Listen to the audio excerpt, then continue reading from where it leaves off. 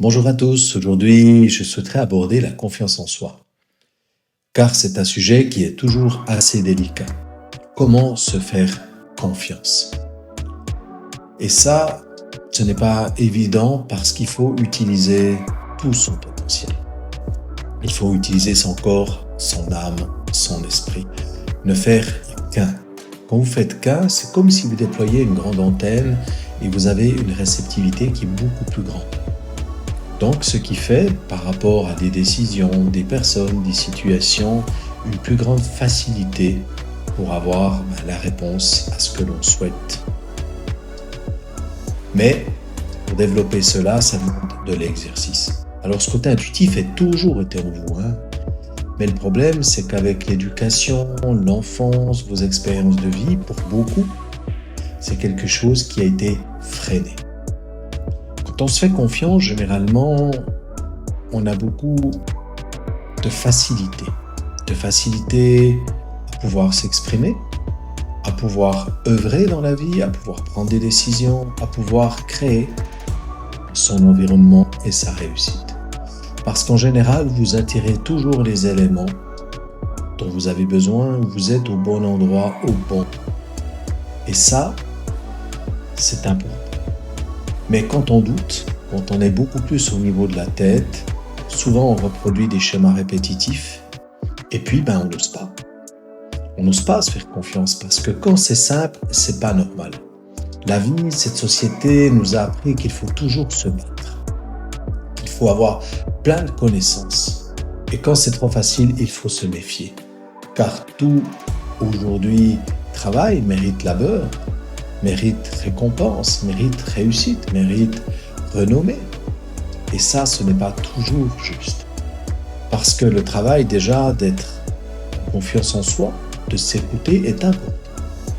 Parce que tout au long de notre vie, il y a plein de peurs qui surgissent, des contradictions. Il y a aussi ce que vous vivez au travers vos familles, au travers votre travail, qui vous fait grandir, mais qui quelquefois vous maintient dans des schémas récurrents. Pour développer cette confiance, c'est d'aller à l'écoute de ce corps. De ce corps quand il vous indique qu'il est fatigué, qu'il n'a pas envie, qu'il veut vous avertir de telle ou telle chose. Et pour retrouver cette confiance, il est important que vous regardiez dans votre vie ce qui n'a pas fonctionné, ce qui vous met en doute. Quelles sont vos peurs? Quelle personne peut-être aujourd'hui vous met dans l'insécurité? Parce que ça, c'est toujours des indices sur ce que l'on doit travailler. Quand vous avez une personne qui vous met dans l'insécurité, il faut réfléchir, qu'est-ce que cela réveille? Parce que souvent, ce sont des situations beaucoup plus anciennes qui ressortent par rapport à ça.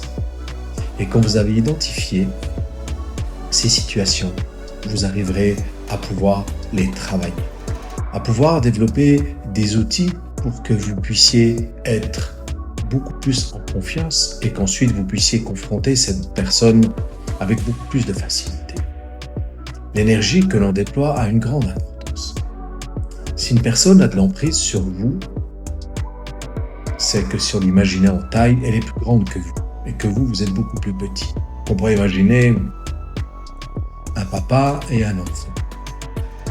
Il vous faut travailler votre énergie.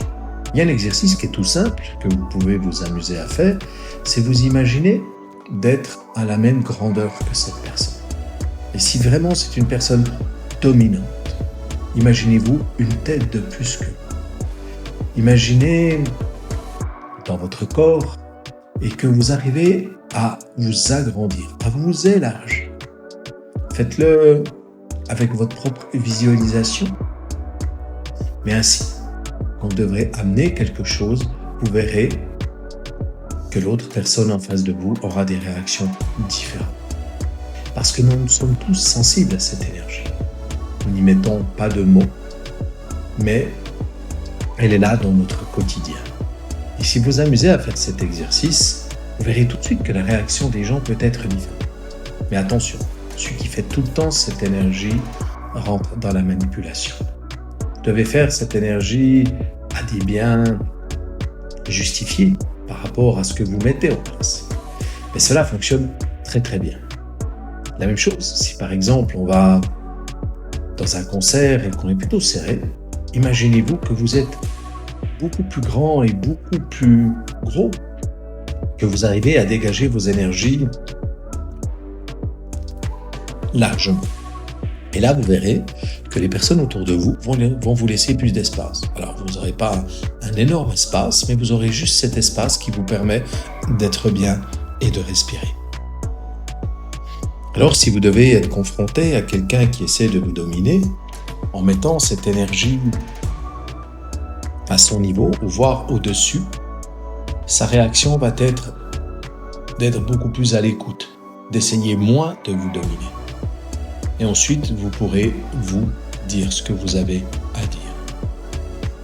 Et la confiance, elle se développe par une multitude de petits outils. Plus vous êtes rassuré dans un domaine qui vous amène de l'inconfort, plus cette confiance s'installe. Mais dites-vous que par rapport à telle ou telle situation, ça fait peut-être quelques générations dans votre famille que c'est une difficulté, que les personnes n'arrivent peut-être pas à dépasser certaines choses, qu'il est bon justement de pouvoir les identifier. Quand vous les avez identifiées, c'est de quelle façon vous allez pouvoir vous rassurer. Et vous posez la question, est-ce que vous avez les compétences pour le faire? Si ce n'est pas le cas, qui peut avoir les compétences? Est-ce que ce sont des personnes qui sont autour de vous, qui peut-être sont à l'aise dans tel ou tel domaine?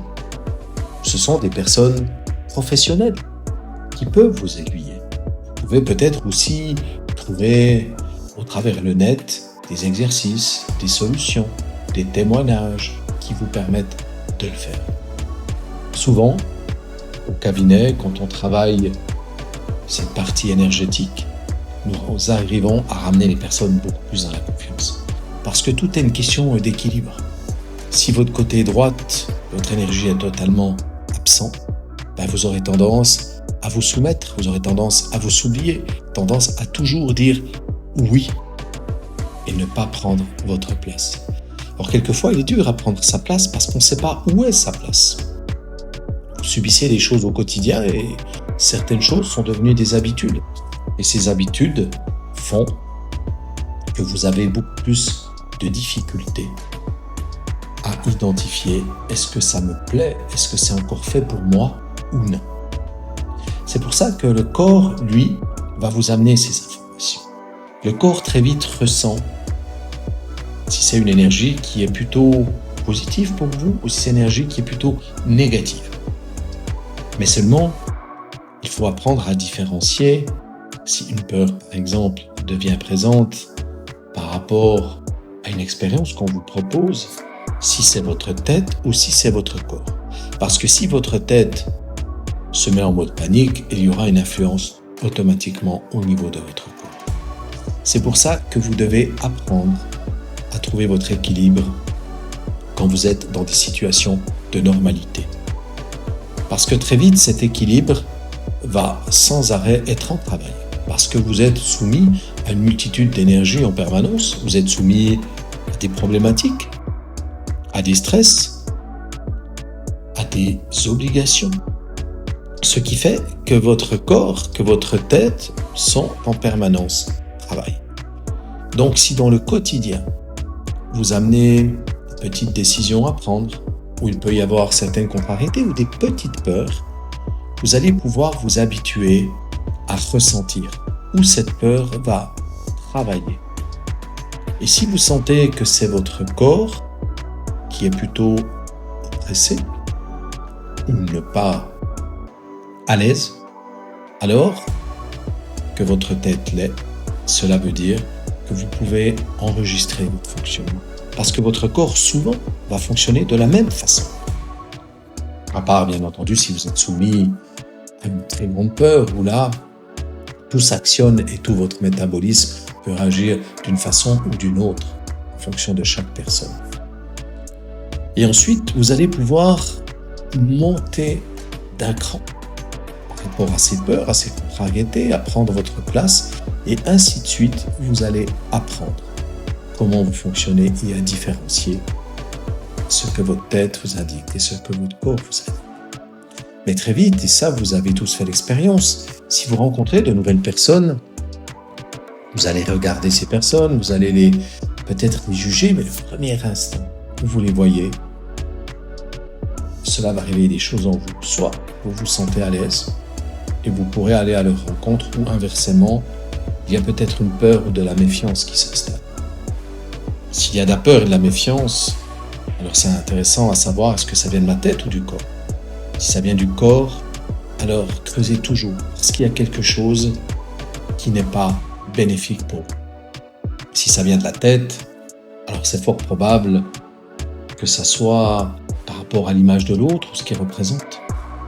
Si on prend une entreprise, par exemple, s'il y a quelqu'un que vous devez embaucher à vos côtés, tout dépend, votre confiance en vous ne sera pas évident à embaucher. Si la personne vient, qu'elle présente bien, qu'elle a un bagage relativement important, vous aurez tendance à peut-être avoir peur. Simplement cette peur que cette personne ait plus de bagages que vous et qu'elle puisse un jour vous remplacer. Et là, automatiquement, vous aurez tendance à saboter cet entretien parce que vous ne souhaiterez pas prendre le risque. Si vous êtes beaucoup plus en confiance, vous allez creuser un petit peu, voir quelles sont ses compétences, quelles sont ses valeurs, quels sont ses objectifs, qui vous permettra, vous, de vous situer par rapport à cette personne. Parce que si vous sentez que c'est une personne qui est peut-être individualiste, carriériste, qui veut aller pleinement en avant, que ce n'est pas dans vos valeurs, alors vous saurez qu'il vous sera difficile de travailler avec cette personne.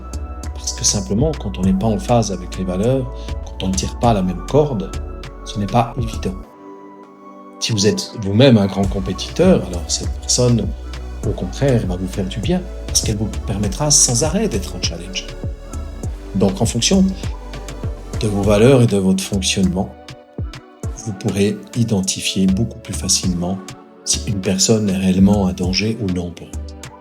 Et s'il s'avérait que ça a déclenché de fausses peurs et que vos valeurs sont justes avec cette personne, que vous la ressentez bien et que vous avez des compétences identiques, mais peut-être qu'elle a des atouts dans des domaines où vous excellez moins et inversement, ça veut dire que vous devenez complémentaires.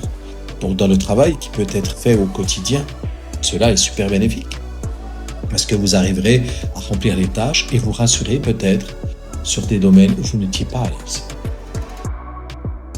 Donc, les premiers signes que vous ressentez à l'intérieur sont importants. Il faut s'y fier parce que ces signes ils vont être là pendant quelques secondes. Ensuite, c'est la tête qui va prendre le dessus et qui va réfléchir et qui va amener plein de contrariétés, plein d'objectivité. C'est difficile à un moment donné de pouvoir trier tout cela. Donc quand vous n'arrivez pas à trier, il s'installe un esprit pratique. Vous avez tous un fonctionnement méthodologique. Il est différent d'une personne à l'autre, mais vous rentrez dans ce fonctionnement. Alors ce fonctionnement est assez simple. S'il y a des peurs qui s'enclenchent, des doutes, vous allez chercher dans votre vécu. Si vous avez déjà vécu ces sensations, ces expériences, pour vous permettre de trouver un schéma, de trouver un fonctionnement et de pouvoir être rassuré. Si vous n'avez pas fait cela, si vous n'avez pas vécu ces expériences, alors vous allez inconsciemment rechercher dans tout votre patrimoine génétique.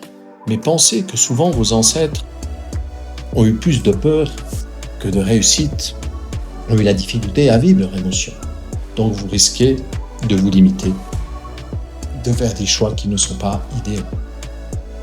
C'est pour ça que souvent, quand une situation est stressante, il est bon de pouvoir prendre du recul, de laisser passer des fois quelques heures ou un jour et de regarder à nouveau cette situation. Imaginez-vous comme au cinéma. Vous mettez cette situation devant vous, vous êtes spectateur et vous observez. Parce que très vite, on peut visualiser des choses quand on est dans l'énervement, l'émotion forte, on n'arrive pas à percevoir. Et là, vous arriverez à trouver la solution avec plus de facilité. Plus vous trouvez des solutions, parce que vous prenez ce recul, parce que vous écoutez ce côté intuitif, plus ces solutions vont dans le bon sens, plus vous serez rassuré et plus cette confiance va s'installer.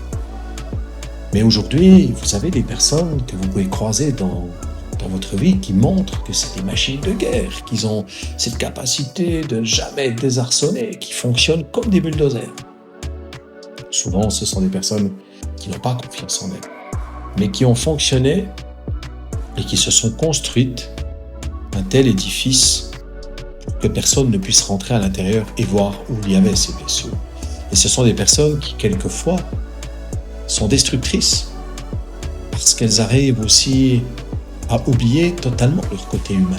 Elles sont performantes, elles ont des résultats et souvent elles sont sollicitées dans des grands groupes parce que justement elles permettent de faire de l'avance. Mais elles détruisent aussi beaucoup autour d'elles. Elles détruisent parce qu'elles ont perdu cette humanité. Donc elles ont confiance dans leur capacité, par exemple professionnelle, mais souvent dans leur capacité humaine ou dans cette partie sentimentale, c'est des personnes qui ont beaucoup plus de difficultés. Donc pour chacun d'entre nous, il n'est pas facile de pouvoir identifier ces blessures et d'où elles viennent et pourquoi on réagit de telle ou telle façon. L'unité est quelque chose qui est important pour beaucoup de personnes, mais dans l'unité, elle est souvent mal interprétée parce qu'on a l'impression qu'on doit ressembler à nos semblables pour pouvoir accepter, pour pouvoir faire partie de ce troupeau. Mais quand vous êtes dans un troupeau, vous perdez une partie de votre identité parce que vous faites ce qu'on vous demande de faire et vous vous adaptez. Par contre, si vous réagissez davantage avec vos stimuli,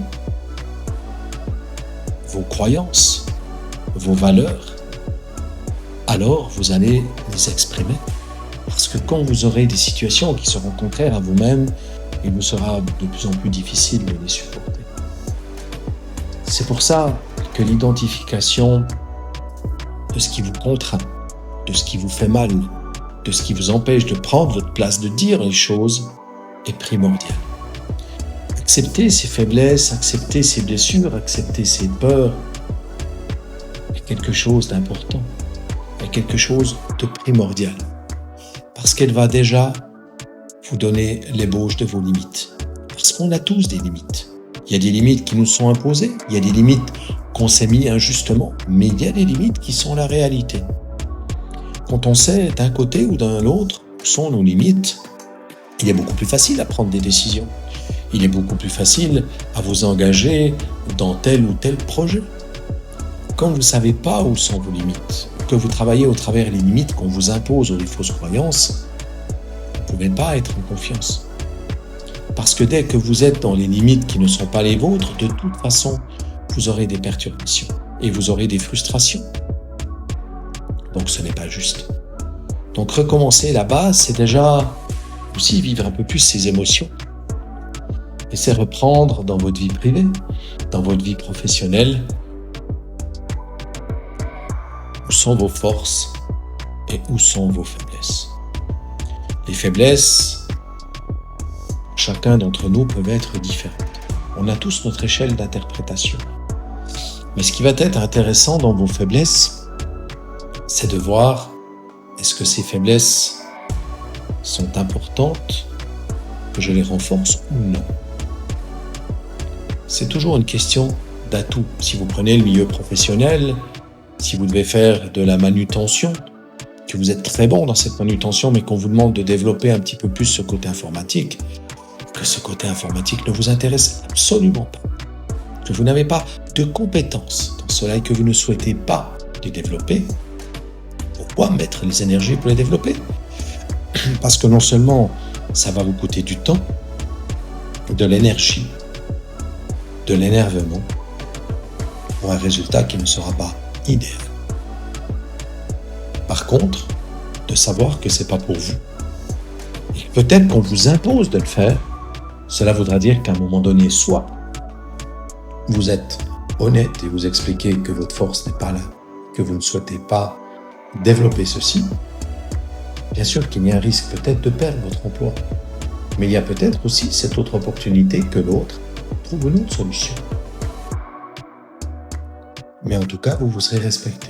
Et si vous devez changer d'emploi, alors vous rechercherez un emploi où on ne vous demande pas cette compétence. Mais par contre, si vous êtes très bon dans cette manutention, que vous pouvez encore faire mieux, développez cela. Parce que plus vous allez dans un domaine où vous êtes à l'aise, plus votre confiance s'installera. Plus vous osez dire les choses plus rapidement, plus votre confiance s'installera. Plus vous osez dire les choses plus rapidement, plus votre confiance s'installera. Plus vous osez dire les choses plus rapidement, plus votre confiance s'installera. Plus vous osez dire les choses plus rapidement, plus votre confiance s'installera. Plus vous osez dire les choses plus rapidement, plus votre confiance s'installera. Plus vous osez dire les choses plus rapidement, plus votre confiance s'installera. Plus vous osez dire les choses plus rapidement, plus votre confiance s'installera. Plus vous osez dire les choses plus rapidement, plus votre confiance s'installera. Plus vous osez dire les choses plus rapidement, plus votre confiance s'installera.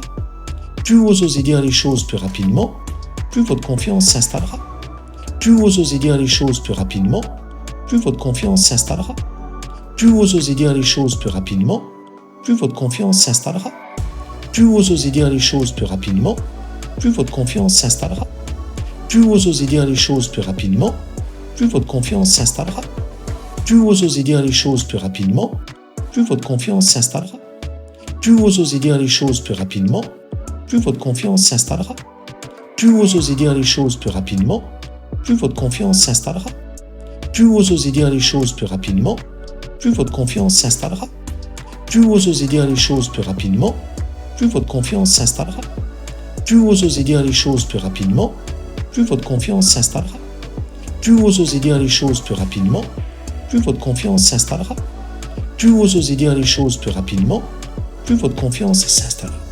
Plus vous attendez pour dire les choses, plus il y aura de la peur, de la colère, de la frustration. Et n'oubliez pas que si vous faites quelque chose pendant des années, les autres personnes s'y sont habituées. Et si d'un seul coup vous vous rebellez, ils ne comprennent pas. Ils ne comprennent pas pourquoi vous avez pas dit plus vite que les choses vous dérangeaient. Alors, quand vous amenez le changement, quand vous prenez confiance, cela va instaurer à un moment donné de l'incertitude autour de vous. Cette incertitude de savoir qu'est-ce qui se passe. Mais très vite, les personnes vont se rendre compte que vous êtes peut-être plus à l'aise, que vous êtes plus souriant, plus abordable, plus dynamique. Et cela va aussi amener du changement bénéfique. N'ayez pas peur d'amener le changement. Combien de personnes dans vos vies vous ont imposé les choses et vous êtes adapté à ces choses? Alors certaines choses imposées ont peut-être été une réussite, ça vous a fait grandir, ça vous a allégé certaines choses. Mais combien de ces autres choses vous ont posé contrainte? Contrainte simplement parce que vous n'avez pas osé dire non. Parce que peut-être que dans votre éducation, on ne dit pas non. Les religions ont dit qu'il faut tendre l'autre joue. Pas tendre l'autre joue. Il n'y a pas de raison. Tout ce qui ne vous convient pas dans votre vie, vous avez le devoir pour vous-même de le changer. Alors tout ne peut pas être changé en 2 jours, on est bien d'accord. Mais on peut améliorer chaque situation. Et plus vous améliorez une situation, plus vous revenez dans la confiance, plus vous revenez dans le respect de vous-même et plus vous revenez dans l'amour de vous-même. Et l'amour de vous-même est la clé de la réussite de votre vie. Parce que chaque fois que vous vous aimez, vous allez être fier de vous et vous allez vous valoriser. Combien de fois dans vos vies vous avez entendu qu'on vous valorise? Beaucoup ne l'ont pas fait, parce que même ne l'ont jamais été et ne voyaient pas l'utilité de vous valoriser. Regardez un exemple tout bête, nous on le faisait quand j'étais dans ce monde industriel. Quand vous recevez une prime, sur le moment vous êtes content, vous dites que c'est génial. Mais peut-être 1 mois, 2 mois après, vous avez oublié. Si par contre, votre responsable, votre patron, vous fait un cadeau plus personnalisé, par exemple, vous aimez le vélo, il vous permet de vous offrir un équipement de vélo, un vélo ou une sortie en vélo, je ne sais pas, vous verrez que plusieurs mois après, vous vous souviendrez encore. Parce que quelqu'un a pris le temps de penser à vous et de vous amener quelque chose qui est important pour vous. Donc, il vous a valorisé.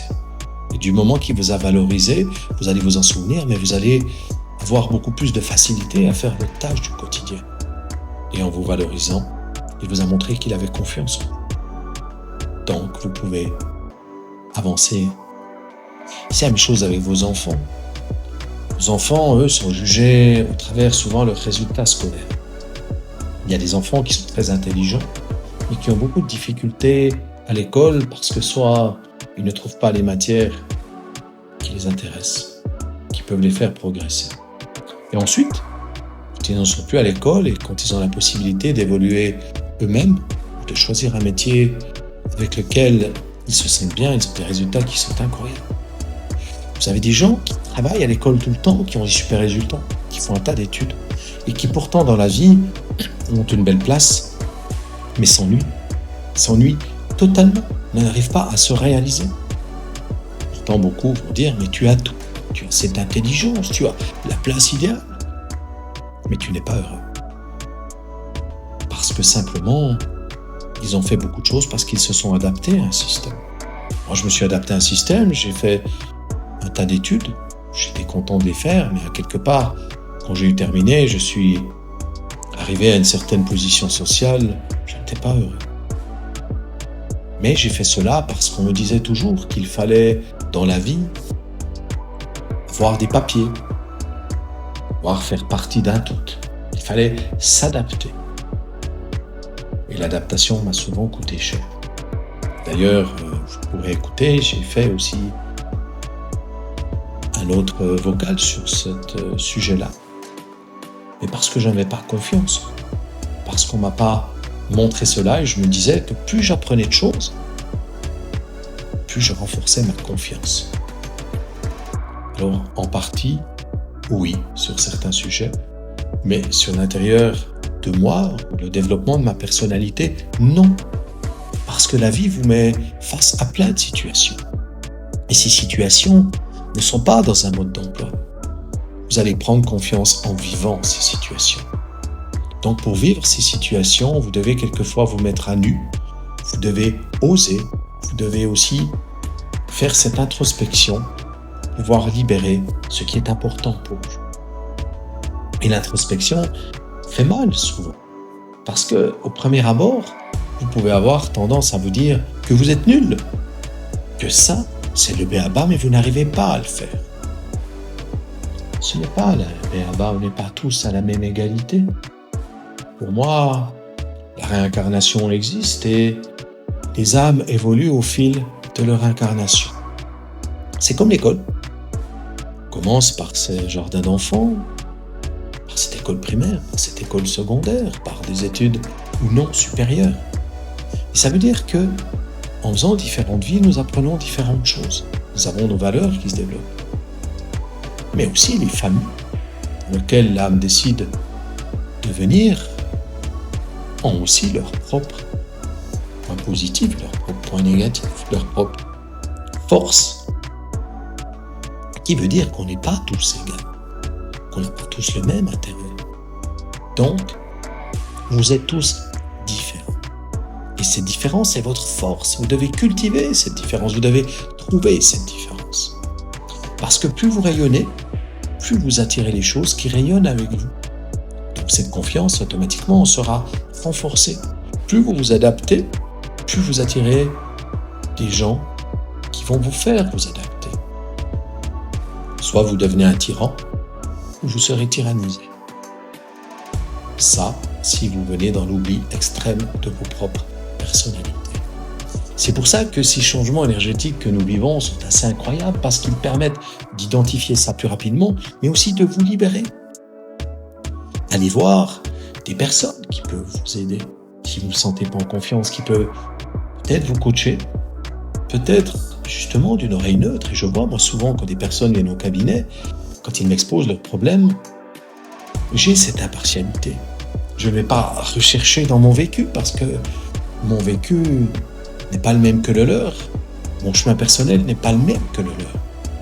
Et aujourd'hui, j'arrive à me mettre dans leur énergie, à comprendre et pouvoir leur amener la solution qui peut être le plus juste pour le moment qu'ils vivent.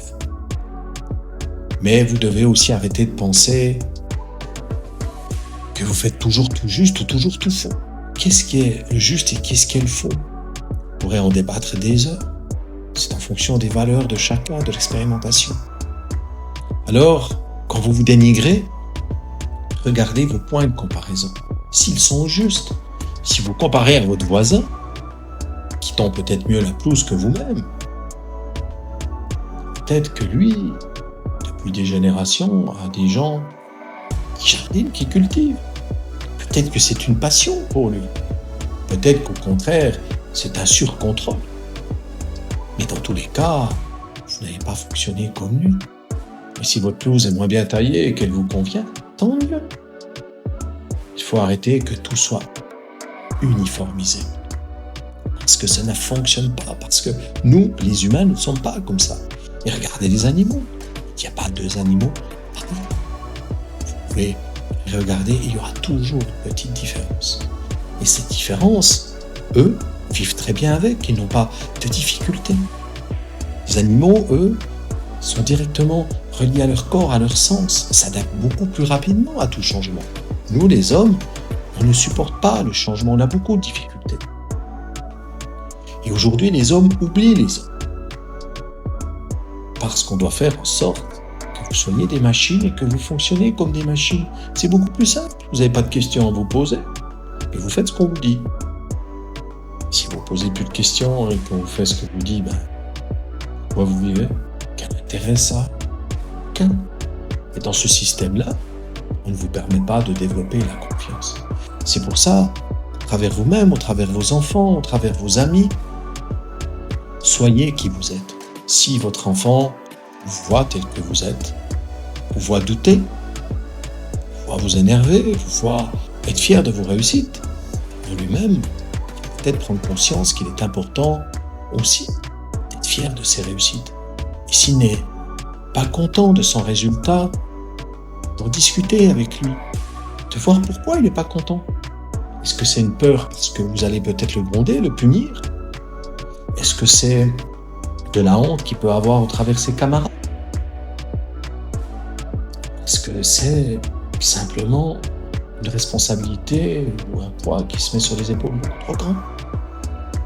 Quand vous arrivez aussi à parler, à identifier cela, l'enfant peut aussi être beaucoup plus à l'aise. Il peut aussi comprendre dans quelle branche il peut être bon. Parce que s'il y a des branches où il est bon, alors poussez-le dans ces branches-là. Parce qu'il fera des meilleures notes et peut-être que si votre enfant n'est pas bon dans une langue, alors il va investir un minimum de temps. Il y aura peut-être des notes qui ne sont pas extraordinaires, mais comme il aura monté ses notes où il est bon, il compensera. Et si la personne, par exemple, n'est pas bon en allemand, et que plus tard il trouve un métier qui lui plaît, où l'allemand est indispensable, vous verrez qu'il rattrapera tout ce retard, qu'il n'y aura aucune difficulté. Et c'est la même chose pour vous. Si dans votre métier, vous avez besoin de progresser, de faire une formation, mais que vous adorez ce métier, que cette formation vous fait peut-être peur, parce que ça fait longtemps que vous n'avez plus étudié, vous ne savez pas si c'est fait pour vous, et si ça vous amènera quelque chose, faites cette formation. Si vous le ressentez en vous, faites-le. C'est gagné d'avance. Mais si vous la faites pour avoir un meilleur salaire, pour avoir un meilleur statut, vous arriverez à le faire. Mais quelque part, c'est presque des années perdues. Et c'est ce que je me suis dit pour moi. J'ai appris un tas de choses, c'est génial. J'ai pu avoir une chance d'expérimenter énormément de choses dans mon travail, dans ce monde de l'industrie. Et si je suis honnête avec moi-même, j'ai perdu du temps. Parce que la plupart des choses que j'ai apprises aujourd'hui, je les ai oubliées. Je les ai oubliées, pourquoi? Parce qu'elles n'avaient pas d'intérêt. Et vous, c'est la même chose. Si vous apprenez des choses où il n'y a pas d'intérêt, bon. Si vous lisez des livres pour être plus grand, avoir une culture différente, il n'y a pas d'intérêt, à quoi bon? Pourquoi montrer une image qui n'est pas la vôtre? Plus vous mentez à vous-même, plus vous attirez les gens qui vont vous mentir à vous-même. Plus vous êtes honnête avec vous-même, plus vous attirez ces personnes. Et ça fait aussi partie de la confiance en soi. Pour travailler cette confiance en soi, revenez à l'intérieur de vous. Apprenez à écouter votre corps.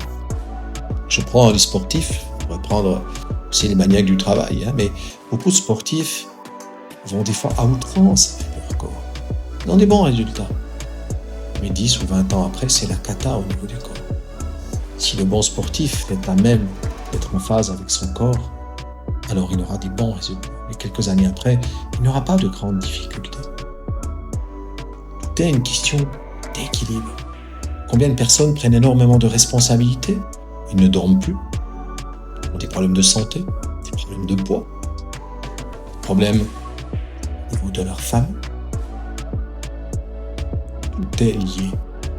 Donc, regardez l'autre, vous comparez, oubliez.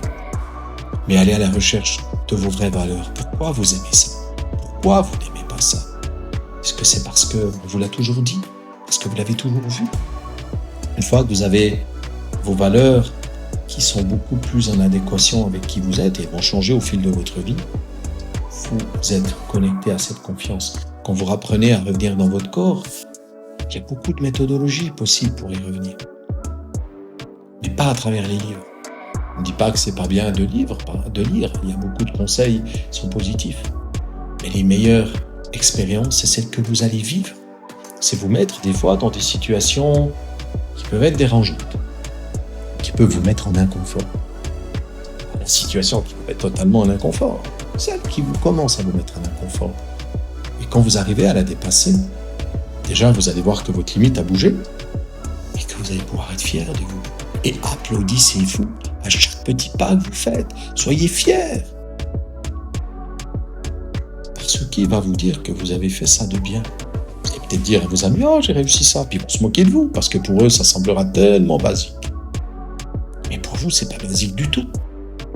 Et à chaque pas, en vous valorisant, vous regardant dans la glace et en disant juste, waouh, je suis fier de toi, je suis fier de moi. Quand vous le dites, vous ne dites pas juste « ouais, comme on peut dire « je t'aime, je m'en vais, je pars ». Non, vous vous regardez et vous le dites plusieurs fois. Et vous le ressentez dedans. Et vous allez voir qu'à un moment donné, au niveau de votre ventre, au niveau de votre cœur, au niveau de votre poitrine, c'est comme si ça s'ouvrait, c'est comme s'il y avait des petits fourmillements. Et ces petits fourmillements, ça montre que vous êtes reconnecté et que vous acceptez le compliment. Car la plupart du temps, vous ne l'acceptez pas. Puisqu'on ne vous en a pas fait et que le recevoir est une difficulté. Et ensuite, si vous l'entendez dans votre corps, vous l'entendez dans votre tête, alors vous l'acceptez et vous continuez à avancer. Et quelque temps après, vous allez être surpris que peut-être votre responsable avec lequel vous n'étiez pas à l'aise va vous demander de faire quelque chose et vous allez dire non. Non. Ou oui, mais je le ferai plutôt de cette façon. Parce que je le sens mieux, je pense que le résultat sera meilleur. Et l'autre va peut-être être un petit peu désarçonné, va vous laisser faire, et il verra qu'effectivement, votre solution était la meilleure. Et cette solution, vous l'aviez peut-être depuis des années. Et s'il vous dit non, ne le vivez pas totalement comme un rejet, ne soyez pas comme cet escargot qui rentre dans la coquille, ok? Parce que dites-vous que lui aussi peut être dans une humeur pas bonne, qu'il n'a peut-être pas compris ce que vous vouliez lui amener, qu'il a peut-être pris ça comme un défi, comme si vous vouliez le contrer. Et là, s'il n'est pas trop énervé, peut-être lui dire, mais pourquoi cette solution ne vous convient pas? Parce que là, vous l'obligez lui-même à aller dans ses retranchements et peut-être de réfléchir d'une façon différente. Vous ouvrez le débat. Et s'il n'y a pas de débat possible, alors tant pis, vous aurez essayé. Mais en ayant essayé, vous devez vous féliciter de l'avoir fait. Si pendant plusieurs années, vous n'avez jamais osé le faire. Ce n'est pas parce qu'on vous dit non qu'on vous rejette. Simplement, il y a des personnes qui n'en sont pas toujours dans la compréhension nécessaire. Et là, vous aurez de nouveau fait. Si vous allez aborder quelqu'un qui vous plaît ou quelqu'un, vous voulez faire un échange et que ce quelqu'un vous rejette, ça ne veut pas dire qu'il ne vous trouve pas beau, qu'il ne vous trouve pas intelligent, qu'il ne vous aime pas. Peut-être que ce n'était pas le moment idéal. Peut-être que cette personne a peur du contact, a peur de s'investir. Peut-être simplement qu'il n'est pas fait pour vous. Et si vous vivez bien ce non, vous oserez aller encore vers d'autres personnes. Mais au bout d'un moment, si on vous dit 3 fois non, regardez ces personnes et dites-vous, mais tiens, pourquoi je suis allé vers elle? Est-ce que je suis allé vers elle parce que je sentais qu'au fond, je serais rejeté parce que peut-être j'ai peur de m'investir. J'ai peur simplement qu'on me dise oui et qu'on me donne de l'intérêt. Parce que moi, je ne me sens pas digne d'intérêt. Vous voyez toute la différence? Si par contre, vous vous dites, ça fait longtemps que j'ai plus eu une conversation, que j'ai peut-être pu rencontrer quelqu'un, J'ai peur, je ne me sens pas à la hauteur. Vous reconnaissez votre peur. Et en reconnaissant votre peur, vous allez vous dire, tiens, sur quel domaine je suis à l'aise ou pas. Croyez-moi, vous allez attirer quelqu'un qui aura la même peur que vous. Et vous pourrez échanger avec une facilité. Parce que très vite, vous allez sentir que la personne, elle n'a peut-être pas cette assurance comme vous. Et vous allez vous trouver plein de points communs. Plus vous feindrez l'assurance en ne l'ayant pas, plus vous attirez des gens qui peut-être auront trop d'assurance. Et qu'ensuite, vous allez revenir en étant totalement déçu. Et cette confiance commence par tout cela, cette identification, ce ressenti. Et aussi, oser. Oser simplement vous mettre à nu. Mais pas à nu tout d'un coup. Peut-être que vous retirez déjà les manches, vous avez les bras nus, et ainsi de suite. Et votre vie va ressembler à quelque chose de beaucoup plus beau et beaucoup plus spectaculaire que vous faites aujourd'hui. Ça ne veut pas dire parce que vous dites non que vous perdez les opportunités. Combien de fois j'entends qu'on peut passer à côté de l'amour de sa vie. Oui, mais si l'amour de sa vie, si la rencontre que vous devez faire est inévitable, alors oui, vous allez peut-être perdre quelques semaines, quelques mois, peut-être quelques années, mais vous le ferez. Dites-vous qu'on a tous eu peur à un moment donné, qu'on a tous fermé des portes à un moment donné. Mais l'échec vous fait grandir, l'échec vous fait comprendre où sont vos limites et vous permet de prendre aussi confiance en vous. Si vous restez avec les échecs, si vous restez avec le poids sur ses épaules, vous ne pouvez pas avancer. Vous trouverez toujours quelqu'un qui mettra plus de poids sur vos épaules et qui vous montrera à quel point vous êtes nul. Mais vous n'êtes pas nul. Moi, j'ai jamais vu quelqu'un qui était nul jusque-là. Avant, quand j'étais un peu plus bête et fermé, je jugeais facilement. Et c'est vrai que je voyais des personnes qui étaient nulles parce que je voyais seulement d'après mon regard, d'après mes valeurs. Je n'avais pas le recul de me dire, effectivement, dans cette tâche-là, il n'est pas à son avantage. Mais par contre, dans cette tâche-là, il est au top. Et moi, dans cette tâche-là, je ne suis pas. Peut-être que j'aurais dû, plus aller vers ces personnes parce qu'elles m'auraient apporté et j'aurais pu grandir sur certains domaines plus vite, comme moi, j'aurais peut-être pu les faire grandir. Et il y a des fois où non, c'est pas possible, il n'y a pas d'alchimie. Pourquoi se forcer à avoir une alchimie avec quelqu'un quand il n'y en a pas? Il n'y a pas de raison. Pourquoi vous efforcer d'être bien avec un ou une collègue? Parce qu'il peut peut-être vous amener un avantage. Oui, vous aurez peut-être cet avantage à un moment donné. Mais qu'est-ce que ça vous aura coûté en énergie et en frustration? Est-ce que ça en vaut vraiment la peine? Notre société est beaucoup basée sur l'argent. Si vous avez de l'argent, vous avez réussi. Mais réussi quoi? Parce qu'à un moment donné, si vous êtes pas fier de vous-même, si vous vous écrasez, si vous êtes mal dans votre peau, si vous vous oubliez, si vous développez des maladies, de la frustration, que vous avez un million de côté, est-ce que ça en vaut la peine? Je suis pas sûr. Et ça, chacun d'entre nous, c'est une autre question, c'est en fonction de ce qu'on souhaite réaliser. Celui qui vient sur cette terre et qui vient se réaliser peut-être professionnellement, matériellement, tant mieux, c'est génial. Mais venez sur cette terre expérimenter en étant aussi fier de vous, en vous écoutant, en étant dans vos contradictions et dans vos contradictions en osant les développer. Parce que vous allez être fier le jour où vous en irez de cette terre. Parce que vous direz, je suis fier de moi parce que j'ai fait au mieux. Mais je me suis respecté. Il n'y en a pas beaucoup quand ils partent qui peuvent dire qu'ils se sont respectés, qu'ils ont fait au mieux. Il y en a sûrement beaucoup. Mais se respecter, c'est apprendre qui on est. Et c'est apprendre à aller dans des situations qui sont le plus équilibrées possible pour soi-même. Mais que vous ayez 20 ans, que vous ayez 60 ans, que vous ayez 100 ans, l'équilibre va varier. Vos envies vont varier, vos valeurs vont varier. C'est pour ça qu'il est difficile aujourd'hui, au travers des couples, des amitiés profondes, d'évoluer longtemps ensemble. Parce que nos peurs nous rattrapent, parce que la routine nous attrape, parce que nos obligations nous rattrapent, et parce que par moments, vos besoins ne sont pas les mêmes que vos compagnons, que vos enfants, que votre famille. Ce n'est pas la même chose. Et si vous arrivez à être le plus juste avec vous-même, vous saurez ce que vous avez vraiment besoin, et peut-être que vous pourrez l'échanger ou l'autre peut le comprendre. Et s'il ne peut pas, alors Par l'extérieur, vous amènerez ce que vous avez besoin jusqu'à ce qu'une situation d'équilibre se mette en place. Mais personne ne vous appartient et vous n'appartenez à personne. N'oubliez jamais cela. N'oubliez jamais, je vais le répéter encore beaucoup, que vous ne pouvez aimer tout le monde et que tout le monde ne peut vous aimer. Ça simplifie beaucoup les choses. Est-ce que vous œuvrez pour vous-même, pour être le mieux possible avec vous? Et déjà ça, c'est avoir du courage. Avoir du courage d'oser juste regarder en son intérieur et d'oser faire ce petit bilan. Et d'oser changer les choses. Et prenez le temps qu'il vous faut. Le temps n'a pas d'importance, mais osez le faire. Et si quelqu'un ne fonctionne plus avec vous dans votre vie, osez changer ces choses-là. Parce que vous ouvrez l'opportunité à d'autres personnes, à d'autres expérimentations, à d'autres énergies. Donc vous vous donnez la possibilité de vivre et de rayonner. Voilà. Rayonner, c'est le plus beau cadeau que vous puissiez vous faire. Rayonnez pour vous.